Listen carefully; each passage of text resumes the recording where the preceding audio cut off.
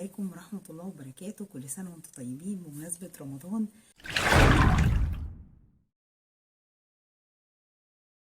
حلقة النهاردة حلقة جميلة، وانتوا طبعا متعودين ان دايما حلقاتنا بتكون جميلة جدا ولازم يبقى فيها معلومة مفيدة وقوية جدا. قبل ما نبدأ في موضوع الحلقة النهاردة، ما تنسوش تعملوا اشتراك في القناة وتفعلوا الجرس وتدوسوا على اختيار الكل عشان يوصل لكم كل فيديوهاتي وتقدروا تتابعوني.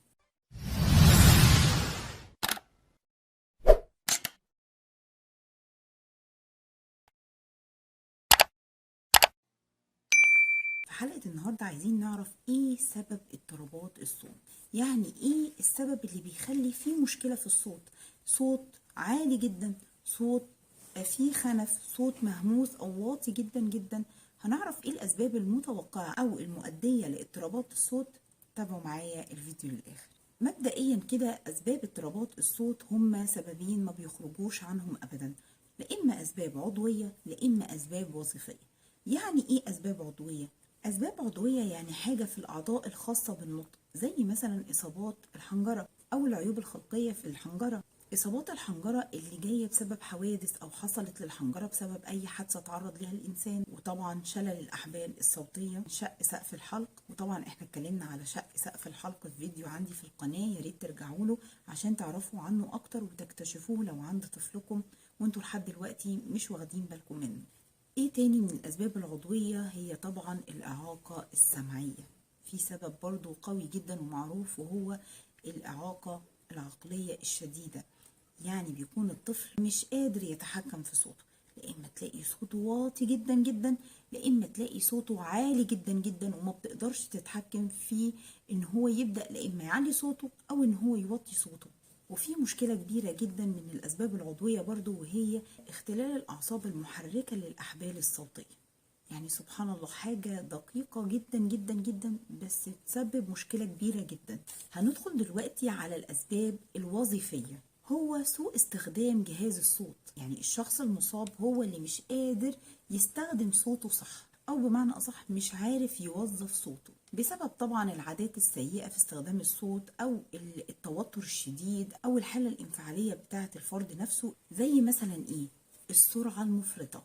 يعني تلاقي حد بيتكلم بسرعة جدا جدا، انت مش فاهم منه اي حاجة بسبب السرعة. انت ممكن يكون بيتكلم في موضوع كبير، بس ممكن تقعد تلقط منه كده كلمة من هنا على كلمة من هنا عشان تحاول تجمع الموضوع وتحاول تفهم، لان انت ساعات بتبقى محرج ان انت كل كلمة تضطر تقول له ايه، معلش عيد تاني. تلاقيه برضه بيتكلم بسرعة لدرجة ان هو مش قادر يتحكم في نفسه في ان هو يهدى ويبدأ يتكلم بالراحة. فدي أسباب وظيفية، هو مش قادر يتحكم في صوته، مش قادر يستخدم صوته بطريقة صح.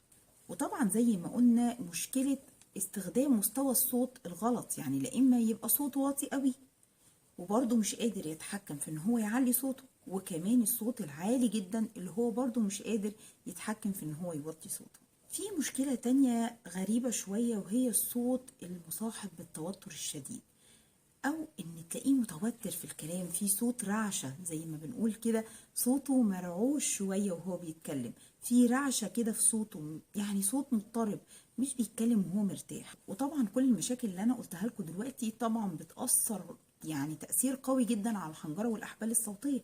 تخيلي حد على طول بيتكلم بصوت عالي، فده طبعا بيجهد الاحبال الصوتيه جدا والحنجره. وبرده لو حد بيتكلم بصوت متوتر، ده برده بيأثر على الحنجرة. كل المشاكل دي بتأثر فعلا على الحنجرة وعلى الأحبال الصوتية. دي بقى مشكلة أو اضطراب يعني غريب جدا، وهو أو ممكن ما نكونش سمعنا عنه كتير أو ما شفناهوش كتير، وهو البحة الصوتية البطنية.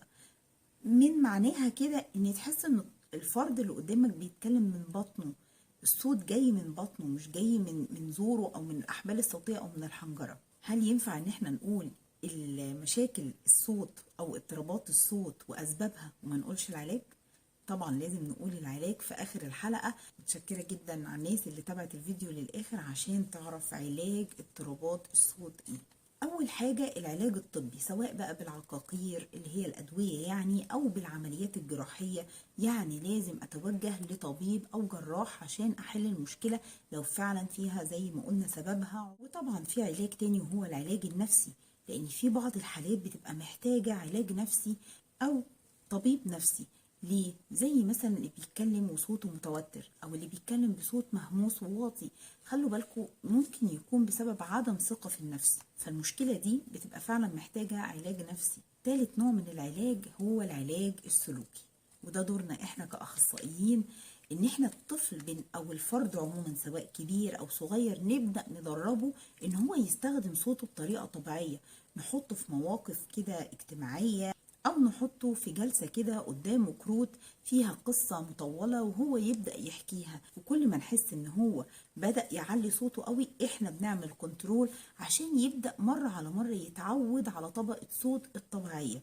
وده برضو بنعمله مع الناس اللي او الافراد او المصابين اللي عندهم برضو الصوت المهموس، احنا مش سامعينه، فانا ابدا ادربه. لا علي صوتك انا مش سامعاك، لا معلش قلت ايه، عيد تاني، عشان هو يبدا يبذل مجهود ويبدا يوضح صوته ويحاول انه يطلع بره الطبقه المنخفضه اللي هو بيتكلم بيها. فده طبعا بيحتاج لعلاج وجلسات طويله عشان يبدا يتدرب وياخد ويتعود، او بمعنى اصح يبقى سلوكه الصوتي اتغير واتعود عليه. العلاج البيئي، والمقصود بيه البيئة الأسرية أو الأسرة. نشوف إيه السبب في الأسرة أو المشكلة اللي ساعدت على ظهور المشكلة دي.